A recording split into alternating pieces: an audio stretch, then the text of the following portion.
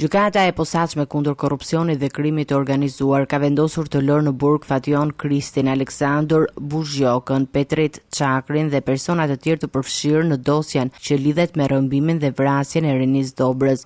Gjatë seancës gjyqësore, vëllezërit të Buzhjoka kundërshtuan akuzat dhe deklaruan se nuk kanë lidhje me ngjarjen e ndodhur një vit më parë. Ata kërkuan gjithashtu falje për incidentin fizik të ndodhur në ambientet e gjykatës ku sulmuan Petrit Çakrin, i dyshuar si bashkëpunëtor në të njëjtën çështje. Sipas deklarimeve të tyre, përplasja ndodhi pasi Çakri kishte ofenduar gjatë seancës. Ky pretendim po verifikohet nga grupi hetimor që po shqyrton ngjarjet e ndodhura brenda ambienteve të sigurisë së lartë të gjykatës. Ndërkohë, oficerët e policisë së burgjeve që ndodheshin pranë kafazit të xhamit ku mbaheshin të arrestuar kanë dhënë dëshmitë e tyre para hetuesve. Sipas tyre, sulmi ka qenë i menjëhershëm dhe ka ndodhur pas një shkëmbimi fjalësh mes palëve gjatë zhvillimit të seancës me dyer të mbyllura. Oficerët kanë deklaruar se Petri Çakri kishte kërkuar shtyrjen e gjyqit dhe në ato moment kishte nisur një debat verbal i cili më pas degeneroi në dhunë fizike. Sipas dëshmive, 3 vëllezërit Buzhjoka janë ngritur njëkohësisht dhe e kanë goditur Çakrin me grushte. Megjithëse